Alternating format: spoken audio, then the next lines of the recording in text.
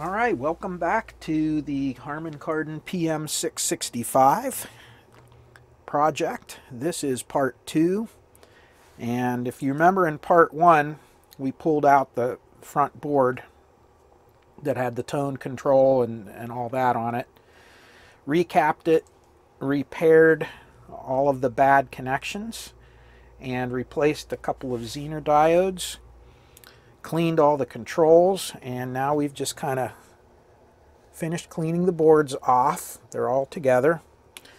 And then we just stuck the face, not the face plate, but the front frame piece back on. I now have the speakers connected back up. I do not have the shaft going here for the speaker select, but I do have it set to speaker A. I have all the controls at midpoint, and I have the input selected. I have the volume all the way down. And we're just going to make sure, first of all, that we didn't do anything to short anything out. And we're going to turn the power on and see if we're at least where we were before we started. And hopefully we've improved the situation a little bit. Let's look over at our dim bulb. And as we turn on the power, I have the rearmost bulb, which is 110 watt here in the back, connected. The other two are out of circuit. I'm going to turn it on and let's see what happens. Alright, so that means that the main filter capacitors in the power supply, the big ones, charged up. And then after they're charged, and you can see the bulb is coming up a little bit now, it's getting brighter. What that tells me is that, again, I think the bias is set way high on this amplifier. You can tell a lot by watching your dim bulb while it's powered up.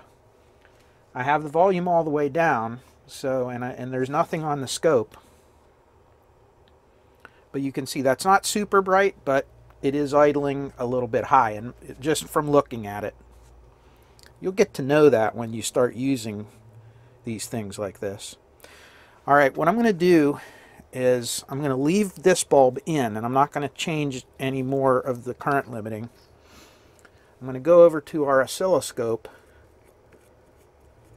and before letting it off the leash any further, we're just going to see if this thing makes a signal and if it's not all staticky like it was and distorted. Okay, so we have a channel out right now. Notice that. So that's not good. Is there something wrong with our controls? Aha! There it is. Okay. All right, what did I just do? Let me show you. When I noticed this channel was out, one of two things could have happened. Either we have a bad connection somewhere, or a component was failing. Now, looking at the dim bulb, it wasn't getting any brighter, as if something was shorting out. So I didn't really have a lot of fear that something was shorted. So that's when you look at a couple things. And what I did down here, and let me show you, this is all troubleshooting 101.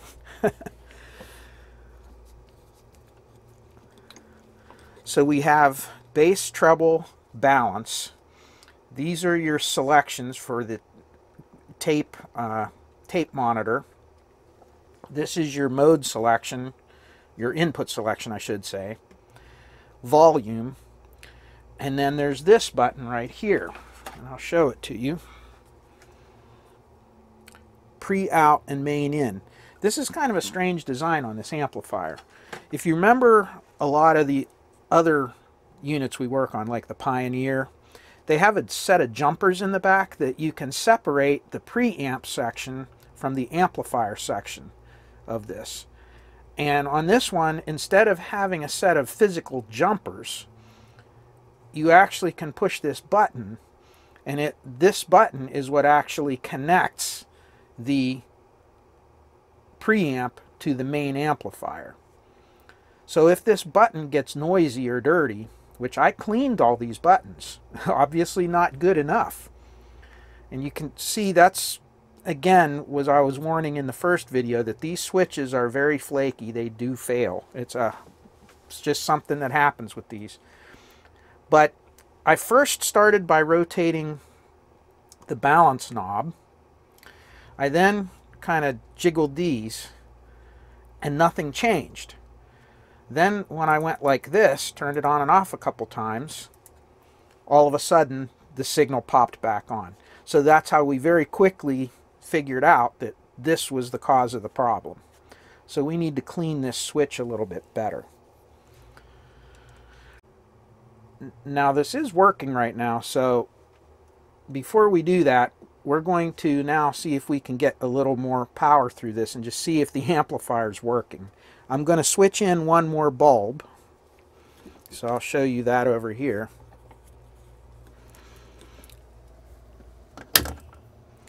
And now we're splitting the power between those two bulbs, and you can see how dim they got. So we're doing less current limiting. So it should allow us to get a little more power out of the amplifier. Although as soon as these start getting bright, the amplifier will start to distort, and of course the protect circuit will kick in. And remember, this is a different type of protect circuit. It doesn't work like the other circuits with the relay in them. So let's move back over to the scope. Turn this back on. And I'm going to change my scale a little bit.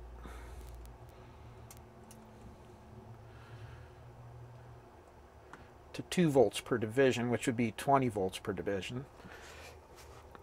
All right, and let's see what happens. Okay, and right there, see how it's starting to flat top? And see how symmetrically they flat top. This is actually not just the power supply being limited by the current limiting bulbs. This is actually the protect circuit doing its job. See how symmetrical and perfect that is? What this is doing is when it sees the power supply sagging and the fact that you're starting to get DC on the terminals, it's actually clipping the input signal to the amplifier so that you can't overdrive the amplifier. So what you're seeing there is not the maximum power, but you're actually seeing a limited power that's clipped off. That's what you're seeing right there. And you can see it's tagging out at about 18 watts per channel. And the reason that it's doing that is because our bulbs are very bright. They are limiting the current to the power supply. Now, I'm going to switch in this little tiny bulb, and when I do, you'll see what happens to this waveform, or what should happen. I haven't tried this yet, but I'm guessing that this will expand a wee little bit, but it'll still look like that, but you'll get a little more power. And of course you do. See that? So that's how this protect circuit works on this amplifier. Yes, you are getting clipping, but it's not clipping because you're hitting the power rails. It's clipping because the input to the power section is being clamped down by that circuit. We'll look at that a little more closely later on in the video, maybe. So anyway, it looks like the only thing we have to do is clean this switch a little bit better. These switches are very difficult to clean because they're plastic case. They're disposable. You really can't take them apart to fix them. All you can do is drizzle a little bit of deoxit around the corners of this and then work the controls. And you can see just me doing this to it. Watch what happens. See that? So that switch is dirty, and it just needs cleaned a little bit more. I'll have to put some more cleaner in there and work that switch a little bit more, and it should be okay. I don't think we're going to have to replace it or anything. So first of all, let's just try the easier way to clean this. I'm just going to take some of this first. Now I already put some deoxit down in there. And what this is going to end up doing is it's going to wash that back out. but it hopefully will get around in there enough that it will properly clean the contacts. Again, sometimes these take a couple of cleanings to get them to clean up. So we're going to just shoot some of this in there while we're working it. And then we're going to just work the switch a whole bunch of times. And you can see I have a paper towel under here to catch all this. I don't want all this gunk to go all over my nice new clean board. Right? Okay, once we do that,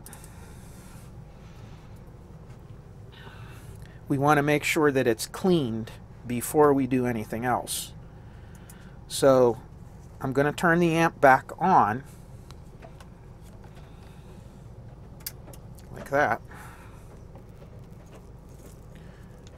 And I'm going to run the volume up so we can see somewhat of a signal. And then I'm going to wiggle this around. Now this is just me pushing it in and out, but off, on, off. Still a little bit shaky, but not terrible.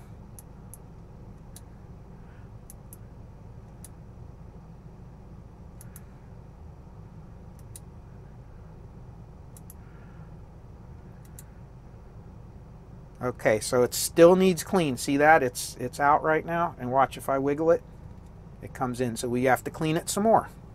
Just turn the amp off. And let's do another round.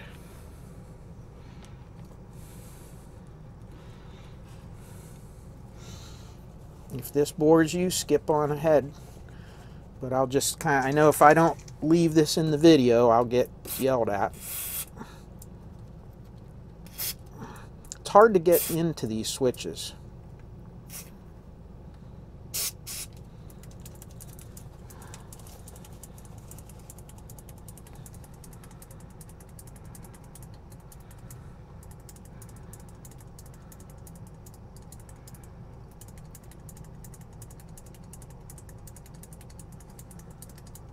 Okay, let's try it again and see what happens. Power on.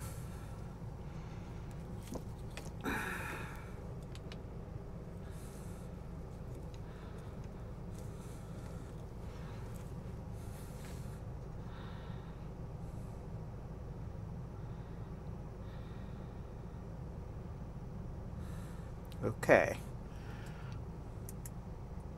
Off. Back on.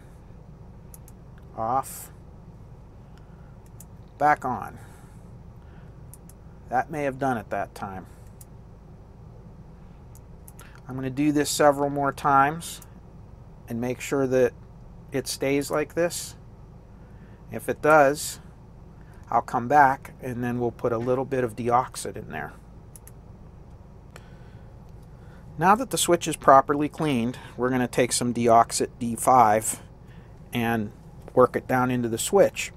What the D5 does is this will leave a film on the contacts that will protect them and keep them from getting corroded again, or at least it will slow down the process of it corroding. Now, a lot of people realize, comment about how expensive this stuff is, and I agree, it is very, very expensive for what it is. And I'm sure there are other aftermarket products beyond the Keg chemicals that have a similar chemical in it, but if any of you know of them, let us know. But I don't really worry about this because one little tiny can like this, although it may cost you $20 or so, it will last an extremely long time if you do the cleaning the way I showed you. In other words, use this less expensive thing for the cleaning process, because you can buy a big can of this for just a few dollars. Once it's cleaned and everything's working, we're going to just use this for protectant only. And you can actually buy a little thing of the D100, which is 100% of this chemical instead of 5%, and it will last even longer. Just a tiny drop is all you need in there. And then that way, you can kind of justify buying this because you're not going to use it all every time you clean one amplifier. So I'm going to take this again and just Put a little shot inside there.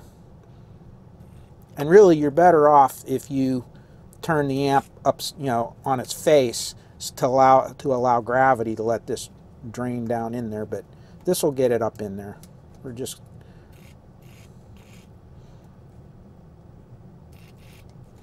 like that. And we'll let that work down in there again. And again, I don't want to have to reposition the camera and everything, but the better way to do this would be have this sitting this way so that gravity can pull that chemical down in there. Okay. And then we just get the excess goop that's on the outside. We wipe that off. Work this a few more times in there.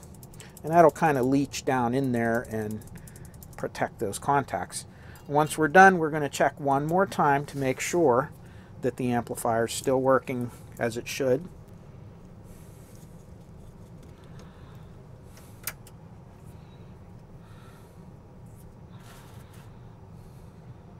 All right. And look at that.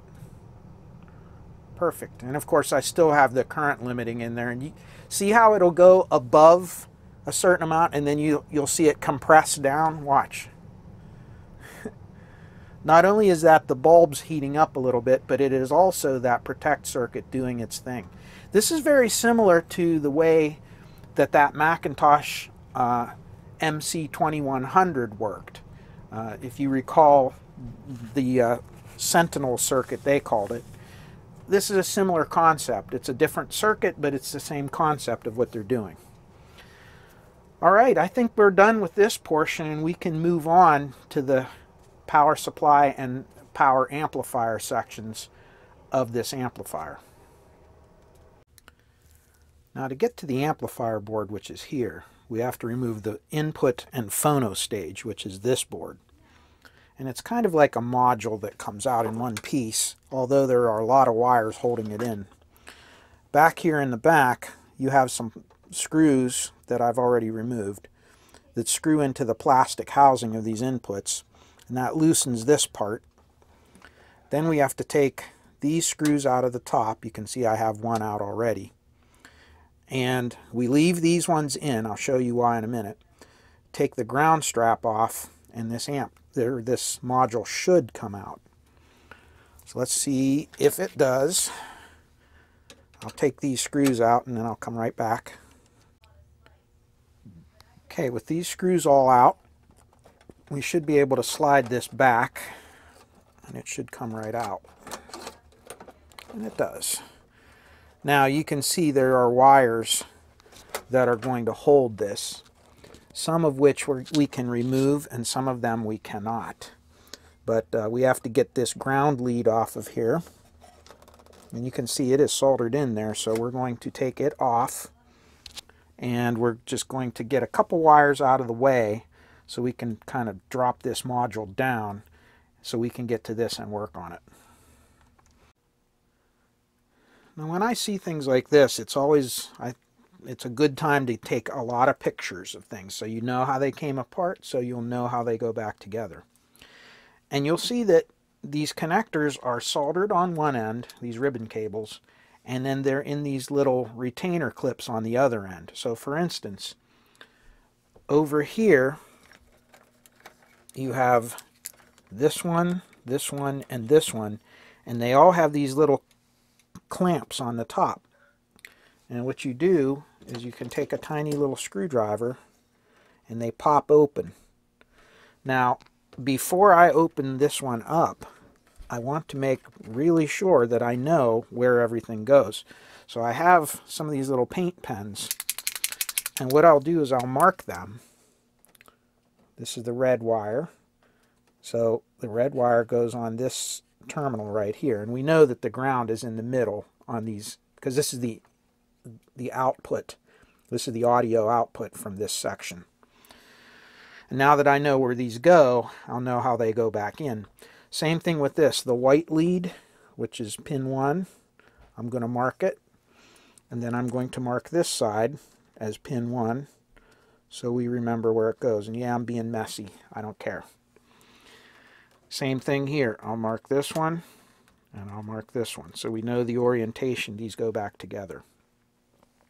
And I'm going to do this on every one of these leads so that I remember where they go. And then that way I can take them back out. And the other thing is when we have, for instance, two different wires that look the same, like these two gray wires, we're going to mark them also in a way that we know where they came from. So we can get another pen, and I'll take a blue pen, I'll put a blue mark on there, and I'll put a blue mark next to this connector on the board. That way I'll know. And again, if you're a neatnik and you love everything being pristine and clean, you can always take an alcohol swab and just wipe that paint back off if you don't like it. Or you can just leave it there. It doesn't matter. I typically leave it for the next person. If they need to take it apart, they won't have to mark their wires. Now to get these out of here, all we do is we just pop this little lid open with a tiny screwdriver. And you can see that little tongue that goes down in there. I don't know if you can see it. Right there, you see that little tongue? And that goes down in there and presses against these contacts to keep the wires from pulling out. But when you open that up, you can just pry these right out like that. And that makes it just easier. And you can tell these may have been out already because they're kind of intertwined around one another. Sometimes that's factory, sometimes it's not. So we're going to open this one. And we're going to open this one. I don't know if I'm still on frame or not here. Okay. And then we can clean this board up. And the only thing left now is going to be these connectors right here. And I'll show you where they go here in a minute. If you notice, those are not wires, those are mechanical connections. So you can see this one right here, there's a cable inside there. And this one, there's that flat cable. And these are what are connected to, this is the preamp, or I'm sorry, this is the moving magnet and moving coil switch. And it's mechanically connected through this cable to a mechanical button that will slide this in and out. And this is your input select switch. It's got a whole bunch of contacts all the way down here. And this little blue thing you see is a cable, a plastic flat cable. It slides in and out of here to select all the different inputs. You have to be careful because you can tear these if you put them at too much stress. So that's why we're going to kind of prop this up here while we're working and be very careful working around it, because we don't want this to get damaged. If it does, that's going to be very difficult, if not impossible, to replace. So there you go. We have it apart. And I'm not going to work on this board right now. We're going to work on the amplifier first while we're in there. First order of business is I want to remove and replace the potentiometers on this power amp board. And you can see there's two of them on each channel. So there's a DC balance, which is your DC offset, okay, which should be set to 0 volts at the output. And then you have your bias control. Now the bias pot's pretty simple. It's a 470 ohm single turn pot.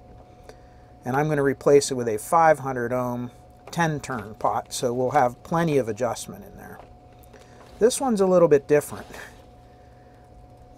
It's a 68K, which is kind of a strange value for a potentiometer.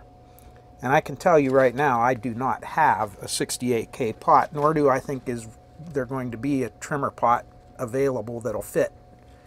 And if there is, it'll be expensive and I'll have to order it. I don't want to deal with it. So what I'm going to do is, I think they made this such a large value because these transistors were so unpredictable what they were using. So they were kind of allowing you to cover up for a lot of sins by having such a large amount of adjustment. But I'm going to put a 50K pot in there, and I believe that will be more than enough. I think if I have to float this up above 50K, I need to replace a component in here, not try to adjust it out. That's my thought. And I bet you, if these transistors are all well in spec, if I measure these pots how they're set right now, I'll bet you anything they're actually lower than that. Or they might be high. I don't know. It depends how they design this circuit, but I bet you it's going to be at one end or the other of that 68K. It's not going to be kind of, you know, in the middle. So let's check and see what we got. Get the meter out. I don't know if we can get everything in view here without me moving things, but hopefully you can see some of this. And of course you're probably going to see everything fall off the bench, but we talked about that earlier. I keep things around me because they're easier to see and to reach while I'm working. So here's that first 68K pot down here. It's right there. So if we flip over, you can see the center tap, or I mean the wiper and one end of the pot are tied together. See that? And then here's the other end. So really all this is a variable resistor. That's it. It's not like a divider or anything like that. So if we measure it, and you can see it's just 7.2K. So a 50K pot will give us plenty of adjustment. And if we go on this side, where is it? It's right here. Here's the two leads that are tied together, and here is the other side, and it's only 4K. Again, I think a 50K pot will be more than enough. If I have to adjust it above 50K, we have a lot more problems than than the potentiometer. So I'm going to put a 50K pot in there. Why am I doing that? If you look in here, this pot, whenever you see something like this, and no, I'm not going to put something up on the screen, we're just going to look at the paper because I don't have time to do that in editing. But whenever you see this line crossing over here like that, what that means is that the wiper of the pot is tied to one end of the pot. So essentially this is not like a voltage divider circuit, this is just a variable resistance right here it's being used as. Now if this wiper went off to something else, then it would be very important that we kept the same value of potentiometer. That if it was a 68K, because that way the circuit is actually looking for 68K and you're picking something off of that 68K with the wiper. But since these two leads are tied together, as long as we don't need anything above 50K in our case, you can put any kind of pot you want in there as long as you can get the resistance you need to bring the circuit into balance. That's why I decided it's okay to put a 50K in there. Hope that makes sense. Now this one over here is the same situation. It's just the wiper is tied directly to the bottom, and we're just varying the resistance by just the wiper just shorts out the part of the pot you don't need and leaves the part you do need. So again, this one's 500 ohms and the original one's 470. Not going to make any difference at all. It'll be just fine. Right, as you can see, I have two of the pots installed on the one channel here. And what I'm going to do on the other channels, I'll show you how I did it. Because you do have to make some modifications to the board in order for these to fit. And I used what I had in stock. So there are different versions of potentiometers. So if you look at these two, for instance, notice where the adjustment screw is with respect to the three leads. And on this one, notice how it's different. That's on the other side. And some of them, the leads will actually come out of this side and come straight out. So you would mount it on the board this way. All of those have to do with the part number and so forth. And I did not pick these specifically for this. I picked these because this is what I had in stock. So I'm going to modify but no matter what version of these you put in, you can modify the board, usually, not always, to fit the lead configuration, how you have it. So if you want to look at this part number, this is not a Bourne's part number, but you can see, and there's the other one. These are what I'm using, and these are what they look like. Now I'll try to do this around the camera as best I can, but the first thing we have to do here is remove the old one, and I have it desoldered already to make it a little easier for us. So you just pull it out, and you can see the capacitor that they used in here, the older style capacitor, they just kind of stuffed it on the board. Notice how it's really big. When we recap this, the new capacitor will probably be a good bit smaller, and I may replace this capacitor now so that I have more room for the potentiometer to fit.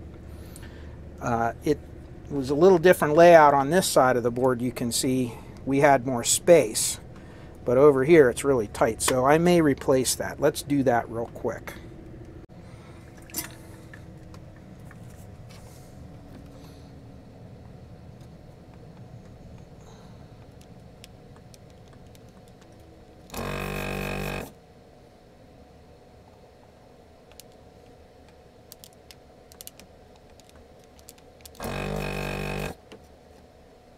Okay.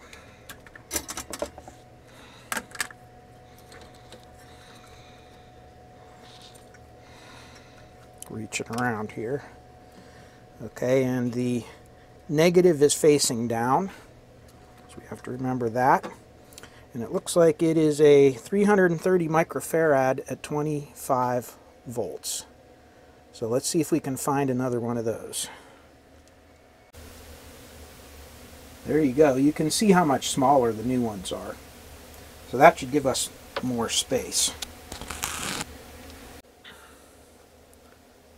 Alright, the first challenge we have here is that these pins are in a straight line. Of course, we want the pot to be mounted in the board this way, and that poses a little problem, doesn't it? So what I'm going to do is I am going to drill a hole just below this one for the center pin. And what I'm going to use is a little drill called a pin vise. If you try to fit these tiny little bits into your regular drill, a lot of drill chucks won't go this small. So a pin vise is just a little clamp that holds the drill bit like this, a little collet, and you rotate it. This one's a little different. This is a ratcheting pin vise, and you can see it allows you to just drill like that. So we're going to place this just about below here, and we're going to look and just we're going to gauge this by eye. We're going to look here, and you can see that should fit pretty good right there. And we're going to put it right below there, and then we're just going to start drilling like so, and it'll just pop through when it's done. Whoop. If you can hold it around the camera. It's actually pretty easy when you don't have a camera in front of you, but there it is. And then we'll get a little bit of alcohol on a swab and see how we did. Not bad. All right. And this pad is a little bit damaged, so we're going to have to clean it up a little bit, and we're going to have to, I'm just going to use this scratch brush to clean this off. You don't want any screen printing or anything like that in your way here to inhibit your solder. So we're going to clean these off really well. Okay. And then get some alcohol on there again. And we should be ready to go. All right, let's move over to the other side here.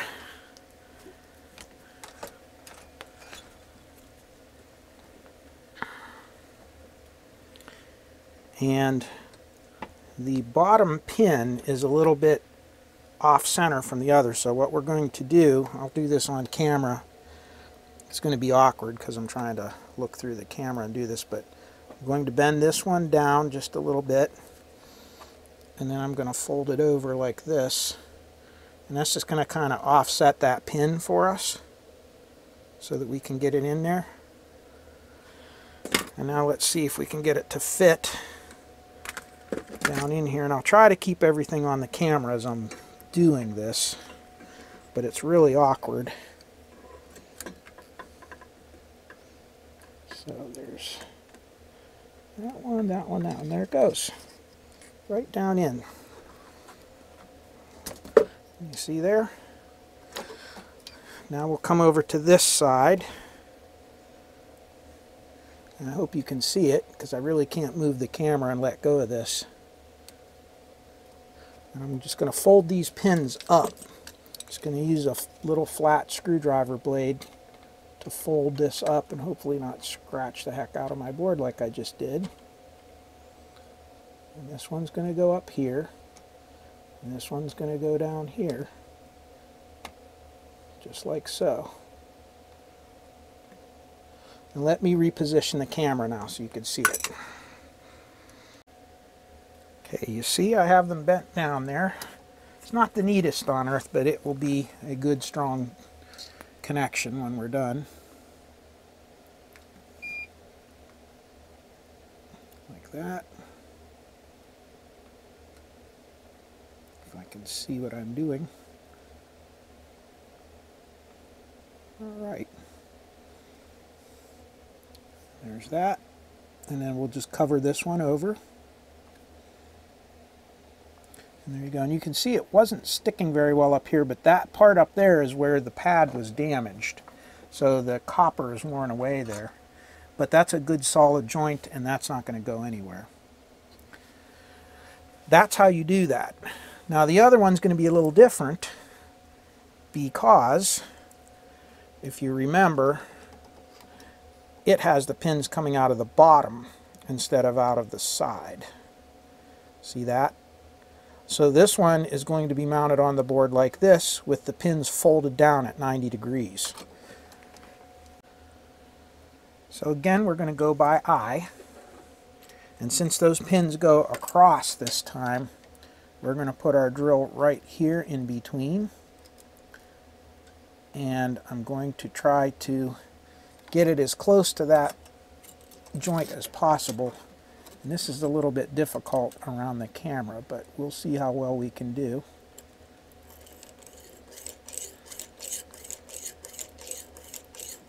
I hope you can see, because I sure can't see a thing right now. I'm to see a camera in my face.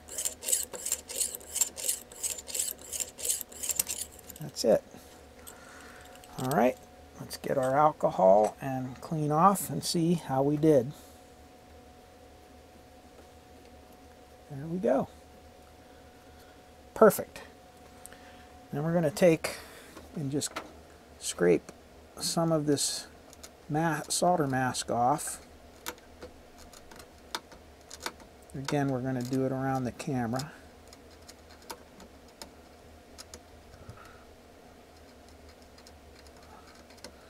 And then we're going to take our scratch brush, polish it up a little bit.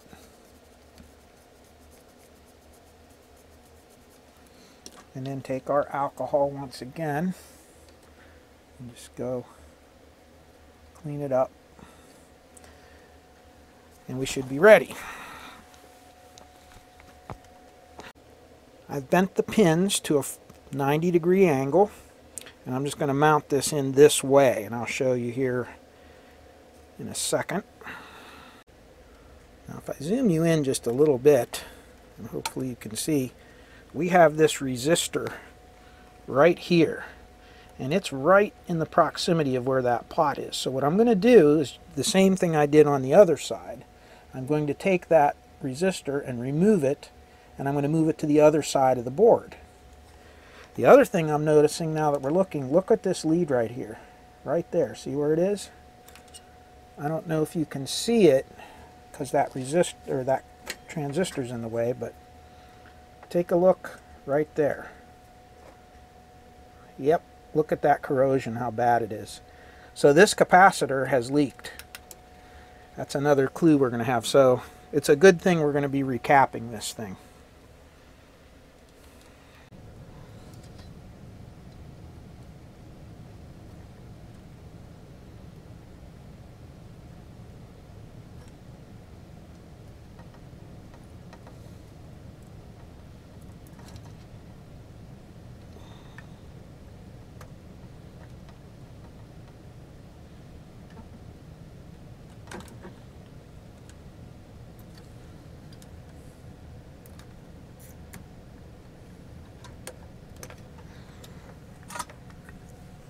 Okay.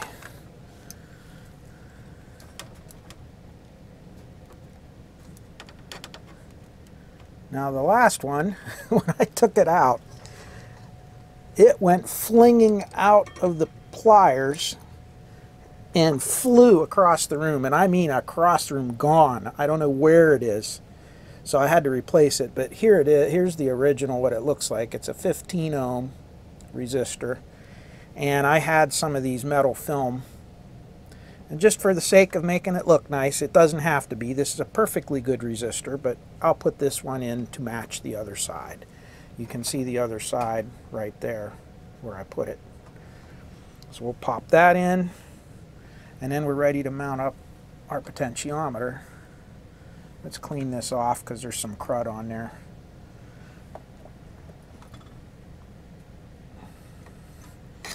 Don't you guys just love me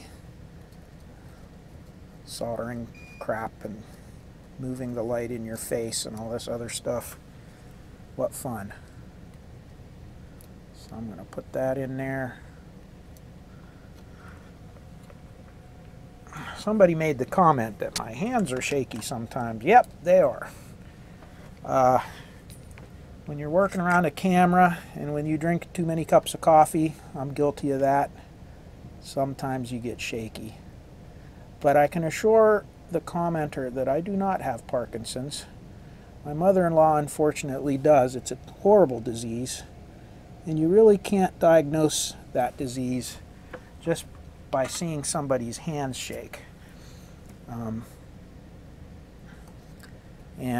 I have several friends who have Parkinson's as well. But fortunately and thankfully, I do not have it. Although my hands will shake sometimes. And at work we joke about it because, you know, we all have shaky hands sometimes. And when we're trying to solder like that, we call it pulsed soldering. That's a special technique that we have. So there you go. It's not my hand shaking, it's pulsed soldering technique. There you have it. And we're going to have to clean some of this mess over here because that thing leaked. That capacitor. We'll clean that off down here and get off all that crud and corrosion. The wire's just fine, it just has some corrosion on it. I just want to make sure it's, before we put things in here, and it'd be hard to get to. Alright, much better. We'll pop this on. I don't know, am I in frame? I'm not looking in the camera right now. Alright, I think we got it. Yep, it looks like it popped through. Okay, now while we hold this, we'll bend these leads over and squeeze them together, if I can do it, around this camera. How about that? You guys are making me get really good at this stuff because working around the camera kind of increases your dexterity. This is actually a good thing. Alright, let's see if we can make chicken salad out of chicken crap here. What do you think?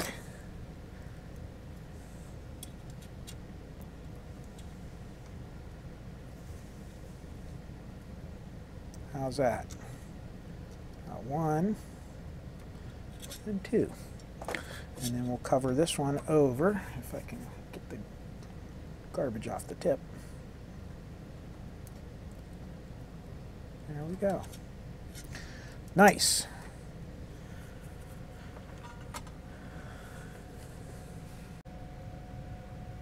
Now another thing that I did before I removed the old pots was I went on the rear of the board and I went across the potentiometers, and you remember me looking at it earlier in the video, measuring that. I wrote down the measurements of all 4 of those pots. You can see where I marked it down. So now that I have the new ones in there, all I have to do is go and measure them, and I can set them to the same settings of the old pots. Now obviously this is not the perfect bias and DC offset because we never measured it, but at least it'll be back where it was before we started all this process. Okay, now that we've got the potentiometers replaced and adjusted, we're going to go ahead and replace all of these capacitors on here, clean it up. You can see they have some matched pair transistors in here, which they're thermally coupled with some heat shrink. That's pretty cool. But I do notice these 2 pairs on either side here. You can see where they have been hot. So I'm going to check those a little more carefully. Check the resistors around it and make sure those are all good. But everything else on this board, other than the capacitors, should be okay. We'll see. Alright, so these 2 transistors I pulled out. The solder pads were cracked on this one. This one was still soldered in pretty good, but this one was pretty loose, and I think that's what the cause of the heat was, and I have a feeling the other side is the same way. Now, where are those on the schematic? Well, if we look right here, it's these ones under the dashed line. It's this one and this one, and this one and this one. And they're very interesting transistors. If we look, they are 2SA, let's see, 2SA 1285s. And a 2SA 1285 is very similar to those KSA 916s that we used on the other board. The main difference is they're the same wattage, they're 900 milliwatt, they're 120 volt emitter to collector and so forth, emitter base, emitter collector. The main difference between this and the KSA 916 is that the 916s are only a gain of a beta of about 200. These ones are closer to 400, and I checked them and that's where they are. So you really can't, there's some reason that they specifically chose these for that position. They need that high gain. So I do not have a suitable replacement, and I don't think a suitable replacement is going to be easy to find. I went online and I looked at some different models that I had in stock. None of them that were within this voltage and wattage rating had that much gain on them. So I'm going to put these back in. So what I did was I put them both into my curve tracer, the actual big curve tracer, and I ran them up until they got warm, and lo and behold, they are absolutely laying on top of one another, matched. They are perfectly matched. There's no noise in them. There's nothing wrong with these transistors. They're good. So I'm going to put them back in, and thankfully we don't have to replace them. I have a feeling if I put a KSA 916 in there, a hand-picked one that was right around that 200 to 250, they would probably work, but I'm not sure how perfectly they would work because these are specifically chosen for their gain. Anyway, I'm going to put these back in. I'm going to do the same treatment to the other side and put them back in and make sure that the solder is flowed properly and everything. The rest of these transistors are good old-fashioned, you know, what are they? KS or 2SC 1845s and 2SA 992s. which I have the KSA versions of those, but those are really reliable transistors. They almost never go bad unless something goes wrong in the circuit. I'm going to leave them alone. So I think we're going to be in good shape other than that. All the capacitors are replaced, and the board is reattached, and all the solder joints have been touched up. And before we put this all together and try it, I'm going to do this phono board, because while I have everything apart, I don't want to keep taking it apart and putting it back together and so forth. So that's what we're going to do. We're going to go over this board. You can see it's got some problems, especially in the power supply area down here. So we're going to try to clean that off. And then we're going to, you can see some of these are really bad. The solder is just gone on them. So we'll go through and clean this up, and then we'll start the process of recapping and so forth. This has quite a few capacitors and things on it, so this will be a little bit more work than the other board, but that's okay. First thing I'm going to do is clean this board up as best I can, get rid of the scorch marks.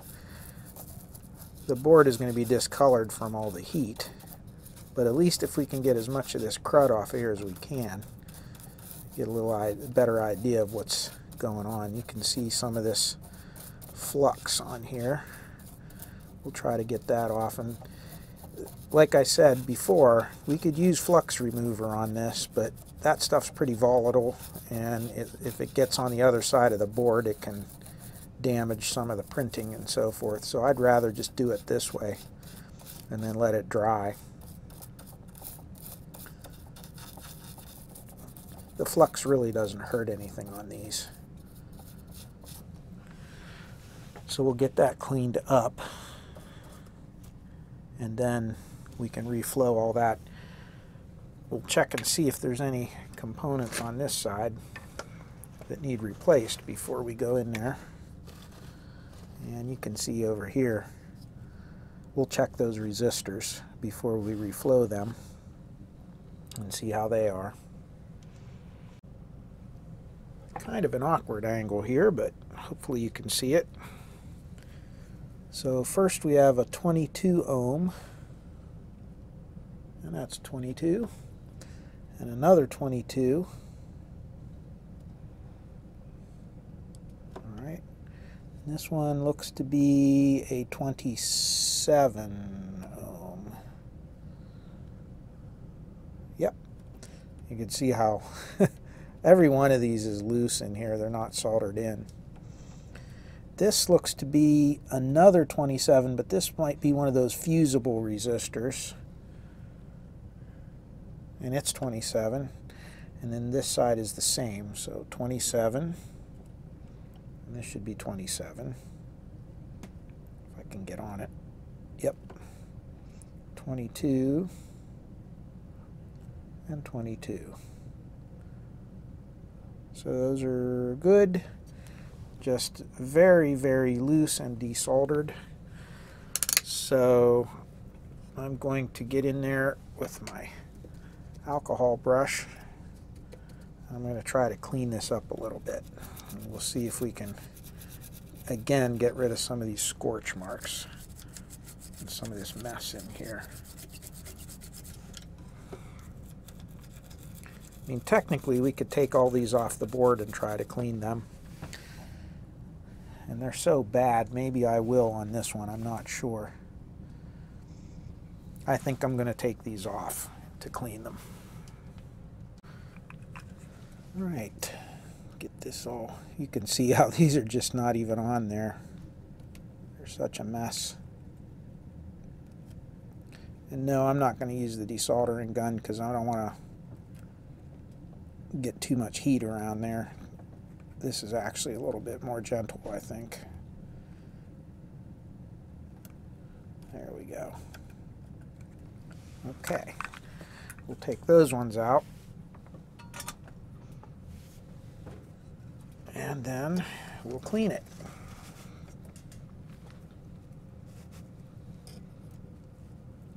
I'm just going to do these one at a time. going to put them kind of in order of how they come out. Although we have pictures of it if we have to get it back in there. Let's see. Stick it under there. You can now see what a mess this all made. All right.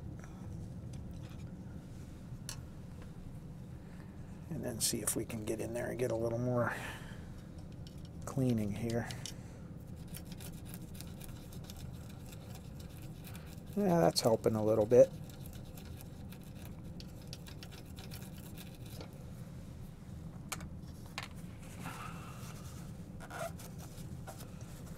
I mean, it's not perfect, but we just don't want it to be conductive. Sometimes if it gets scorched, that carbon buildup in there will actually be conductive. But I don't think it's bad enough to be conductive. It's just discolored on the board. There's no carbon or anything coming off, so I think it's just dirt right now. Okay, we'll take these next ones off. We'll do the same thing, then we'll put them back in. Well, that cleaned up pretty nice. I think that'll be good. And the top side turned out pretty good as well. It's a little bit discolored, but it's fine. So let's get those resistors back in and we'll solder them up. All back together, and it looks a lot better than it did. That's for sure. So now let's get this plate and this heatsink off of here.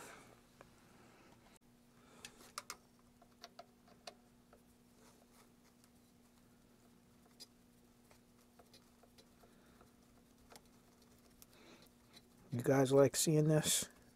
Some people enjoy this sort of thing, and other people get all crazy because they say, I don't need to see all this stuff. Oh well. You ought to know by now that my fun sometimes is just being a little bit annoying. Alright, so we got this out.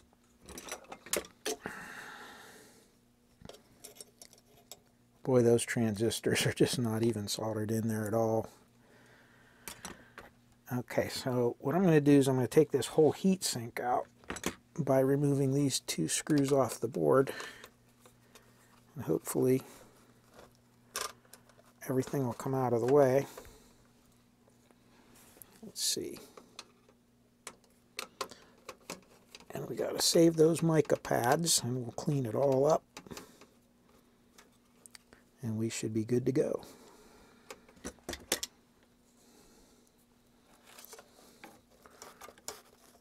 Okay, what are we sticking on here? Obviously, oh, I see, this heatsink is has another thing down here. We have to bend that. Get the camera here. So we have to bend that aluminum. Let's see here if I can find something a little more sturdy so we can get in on this. Restoration on this thing's a lot of work, as you can see. Okay, that should pop through there now. Should be able to get that out of there. Oh, there we go. Okay. And there we go. And we'll clean that off and redo the mica pads. And that'll look a lot nicer. Alright, looking at the schematic here, we have this little current pass transistor and this current pass transistor. And these are regulators. You can see there's a 24 volt Zener on the base of each of those. So this is your 24 volt regulated supply that feeds in to your phono stage. Now these little transistors that were in there are 2SD 669s and 2SB 649s, and they're only rated at about 2 watts, if that, maybe a little less than 2 watts. And they run really warm, obviously, and there's much better transistors out there today. So what I decided to do is I replaced them with this MJE 340 and MJE 350 pair. These are rated at 20 watts each. Much more robust. They'll be able to handle it. They can run at high temperatures. We won't have any problems. These will last pretty much longer than the amp. But I'm not going to put that on right now because I want that bracket to be out of the way so that we can get in there and replace these capacitors. You can see there's quite a few of them on there that need replaced. And I'm just going to go through and replace them all and clean up the board. And you've seen me do that before, so that's not going to be a big deal. Well, I'd say it cleaned up pretty nice. I'm pretty happy with the way it turned out. And the back of the board, no more bad traces. We fixed that really messed up bubblegum solder joint on that transistor there. Tested everything, put those new current pass transistors in there. And I removed the solder and reflowed all of the connections in here for the input jacks. And we're ready to just hook up our wires and get this mounted back in there, and we can give it another test. But what I'm going to say is I am out of weekend to work on, and so I'm going to end this video right here. And when we pick up with part 3, what I'm going to do is I'll have these couple of wires connected back in here and have this back up, and we'll start out with giving it another preliminary test and seeing if our work is good. If everything's working, we can move on to the amplifier and power supply section. So again, I thank you for coming along here. I hope some of this wasn't too boring for you. And as always, I wish you all peace, joy, happiness, and good health in your lives. And we'll see you again at part 3. Take care. Bye-bye.